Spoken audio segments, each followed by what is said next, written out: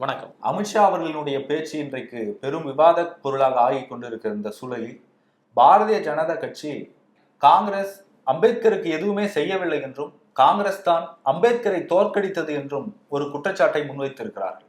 அது வரலாற்று ரீதியாக என்ன நடந்தது என்கின்ற தகவல் பற்றிய உங்கள் கருத்து? காங்கிரஸ் வெர்சஸ் அம்பேத்கர் என்பதுதான் அரசியல்.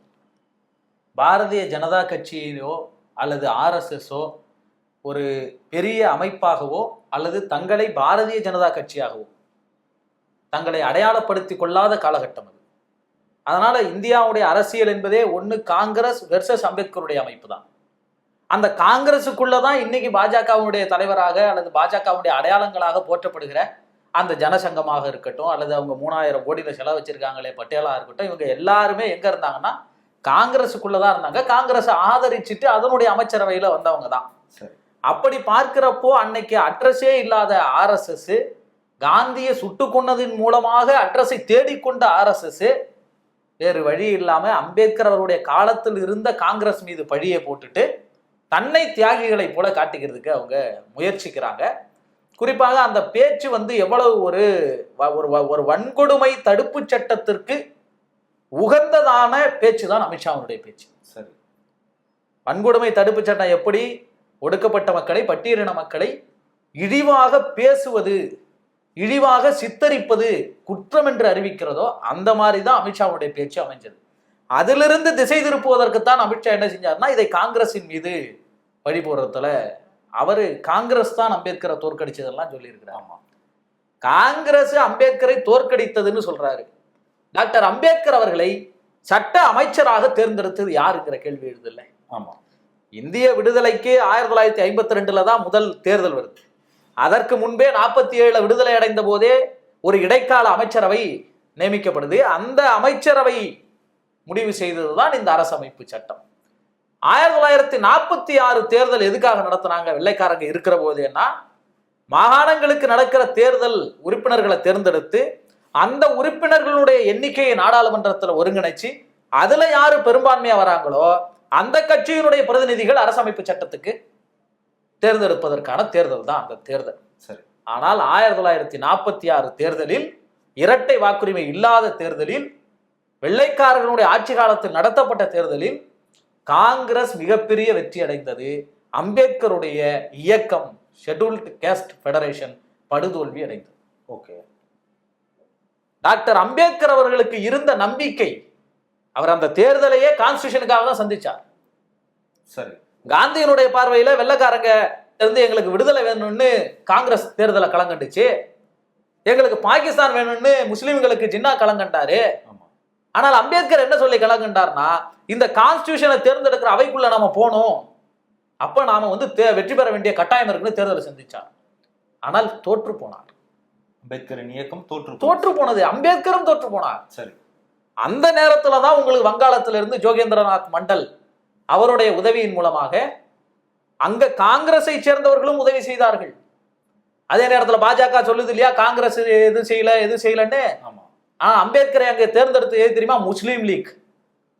இஸ்லாமிய வெறுப்பு தானே பாஜகவினுடைய அமித்ஷாவினுடைய நோக்கம். ஆமா, அந்த இஸ்லாமிய வெறுப்பை இவர்கள் விதைக்கிறார்கள். ஆனா இஸ்லாமியர்கள் தான் அங்க அம்பேத்கரை தேர்ந்தெடுத்தார்கள். அப்படி உறுப்பினராக தேர்ந்தெடுக்கப்பட்ட பிறகு அம்பேத்கர் என்ன செஞ்சார்னா, நாடாளுமன்றத்தில் ஒரே ஒரு உறுப்பினராக இருந்தார். எங்க இருந்து? வங்காளத்திலிருந்து. ஆனால் அம்பேத்கருடைய மனம் முழுக்க ஒண்ணு மட்டும் உறுதியாயிடுச்சு, இனிமே இந்த கான்ஸ்டியூஷன்ல நம்மளால எதுவும் செய்ய முடியாது. ஏன்னா காங்கிரஸ் தான் பெரிய வெற்றி. ஆமா, பெரிய இனிமே நம்மளை யாரும் தேர்ந்தெடுக்க மாட்டாங்க, நம்முடைய மக்களுக்காக நாம் செய்ய வேண்டும் என்று நினைத்ததெல்லாம் செய்ய முடியாது. விரக்திக்கே போயிட்டார், பதிவு செஞ்சிருக்கிறார். சரி, விரக்திக்கே போன அம்பேத்கர் ராஜேந்திர பிரசாத் தலைமையிலே அவரை குடியரசுத் தலைவரா வச்சு ஒரு கான்ஸ்டியூஷன் அவை ஒண்ணு உருவாக்கப்படுது இல்லையா, அந்த அவை, அந்த நாடாளுமன்ற அவைக்குள்ள 2 நாளைக்கு பின்னாடி பேச வேண்டிய டாக்டர் அம்பேத்கரை 2 நாளைக்கு முன்னமே பேசுங்கள்னு அழைக்கிறார் ராஜேந்திர பிரசாத். ஏன்னா நீங்க கான்ஸ்டியூஷன் அவையை அமைச்சிட்டீங்க, ஆனா அதுல முஸ்லீம் லீக் பங்கேற்கல. முஸ்லீம் லீக் இந்த நாட்டில் இருக்கிறாங்களா இல்லையாங்கிறத சொல்லிட்டு அவங்கன்னு ஜெயகருங்கிற உறுப்பினர் சொல்லிட்டார். இதுக்கு என்ன செய்யறதுன்னே தெரியல. இதை சமாளிக்கிறதுக்கு அம்பேத்கரை கோத்து விட்டுறலாம்னு சொல்லி ராஜேந்திர பிரசாத் அழைச்சார். ஆனால் அம்பேத்கர் கடுமையான பயங்கரமான உரையாற்றினார். நாங்களும் தேசியவாதிகள் தான் இந்தியாவின் பக்கம் நின்று அம்பேத்கர் உரையாற்றினோட காங்கிரஸ்காரெல்லாம் ஆடி போயிட்டான். அந்த அவையே ஆடிச்சு. என்னடா இது, காந்தியை ஒழிக்கணும் காங்கிரஸ் ஒழிக்கணும்னு போராடின அம்பேத்கர் இன்னைக்கு இந்தியா எங்களுடைய நாடுன்னு சொல்லி இவ்வளவு பெரிய உரையாற்றிட்டார அப்படிங்கிற அந்த அவை எல்லாமே அம்பேத்கரின் பக்கம் பார்வை திருப்பிடுச்சு. அப்ப என்னால் எதுவுமே செய்ய முடியாதுன்னு தோல்வி விட்டிருந்த அம்பேத்கரை அவருடைய உரை அவரே காப்பாத்திக்கிட்டார். தன்னுடைய உரையின் மூலமாக இந்த அவையினுடைய மொத்த கவனத்தை ஈர்த்தார் அம்பேத்கர். அதன் பிறகு அவரை சட்ட அமைச்சராக காங்கிரஸ் முன்மொழிந்தது. காங்கிரஸ் தான் முன்மொழிஞ்சது. இன்னும் பாத்தீங்கன்னா 47 பிரிவினை வருது பாருங்களா. ஆமா. அப்ப அந்த அவர் வங்காளத்துல இருந்து தேர்ந்தெடுத்தாங்க பாருங்க, அது பாகிஸ்தானோட போயிடுச்சு. ஆமா. அப்ப இந்தியாவில் அவரை தேர்ந்தெடுக்க வேண்டும்.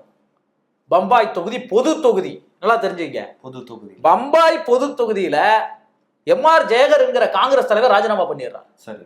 அந்த இடத்துக்கு மீண்டும் வர வேண்டியவர் மௌலாங்கர் என்கின்ற ஒரு காங்கிரஸ் தலைவர். சரி. அவர் யார் தெரியுமா? ஏற்கனவே அம்பேத்கர் தொழிலாளர் நலத்துறை அமைச்சரா இருந்தாருல்ல பம்பாயில, அதுல சபாநாயகரா இருந்தவர் தான் இந்த மௌலாங்கர். இந்த மௌலாங்கர் ராஜேந்திர பிரசாத்தினுடைய இடத்துக்கு போட்டி போட வேண்டிய ஆளு, அவ்வளவு பெரிய வலிமை வாய்ந்தவர். ஆனால் ராஜேந்திர பிரசாத் காங்கிரசின் சார்பாக நீங்கள் டாக்டர் அம்பேத்கரை தேர்ந்தெடுங்கள் என்று PG கர் என்கிற பம்பாயினுடைய பிரதம மந்திரிக்கு கடிதம் எழுதினார் ராஜேந்திர பிரசாத். காங்கிரசின் சார்பாக, நல்லா தெரிஞ்சுங்க, காங்கிரஸ் தான் இந்த வாய்ப்பை அம்பேத்கர் காங்கிரஸ் தான் கொடுத்தது. மௌலாங்கருக்கு போக வேண்டிய பதவியை நீங்கள் அம்பேத்கரை தேர்ந்தெடுங்கள் என்று காங்கிரஸ் கடிதம் எழுதியது. அந்த PG கர்ங்கிற அந்த பம்பாயினுடைய பிரதம மந்திரியை நேரில் சந்தித்து வலியுறுத்தினா வல்லபாய் பட்டேல், காங்கிரசின் சார்பாக, பிஜேபியோட வல்லபாய் பட்டேல் இல்ல, காங்கிரசின் வல்லபாய் பட்டேல் அம்பேத்கரை அமைச்சர் பதவிக்காகவும் அந்த பம்பாய் அரசாங்கத்தினுடைய உறுப்பினர் பதவிக்காகவும் பொது தொகுதியில் காங்கிரஸ் வெற்றி பெற வைத்தது. காங்கிரஸ் வெற்றி பெற வைக்கலன்னா அமைச்சரவைக்குள்ள போக முடியாது. அதை அம்பேத்கரே சொல்லுகிறார். 1951 நடைபெற்ற பட்டியலினத்தார் மாநாட்டில் அவர் பேசுறார். 1946 தேர்தலில் நாம் தோல்வி அடைந்த பிறகு என்னால் எதுவுமே செய்ய முடியாதுன்னு நான் நினைச்சிட்டேன். என் மக்களுக்கு எதையாவது நான் செய்யணும்னு நினைச்சேன். அது இந்த தோல்விக்கு பிறகு என்னால முடியாதுங்கிற மனநிலைக்கு வந்துட்டேன். ஆனால் இந்த நாட்டினுடைய சட்டத்தை எழுதுகின்ற அமைச்சர் பொறுப்பு நமக்கு கிடைத்ததால் என் மக்களுக்கு எதையாவது செய்ய முடியும் என்கிற நம்பிக்கை எனக்கு வந்தது. இந்த பதவியின் மூலமாக முடிந்த அளவுக்கு நான் இந்த மக்களுக்கு செஞ்சிருக்கிறேன். அதை விட ஒரு பெரிய வாய்ப்பு என்ன தெரியுமா? இத்தனை ஆண்டு காலம் 20 ஆண்டுகளுக்கு மேலாக நம்மை இகழ்ந்து வந்த சாதி இந்துக்கள் இன்று நம்முடைய அறிவை பார்த்து நம்மை ஏற்றுக்கொண்டிருக்கிறார்கள். அப்ப இந்த கான்ஸ்டிடியூஷன் அவைக்குள்ள வந்ததனால் அவர் சில வேலைகளை செய்தேன்னார்ல, அவரை கொண்டு வந்தது காங்கிரஸ்.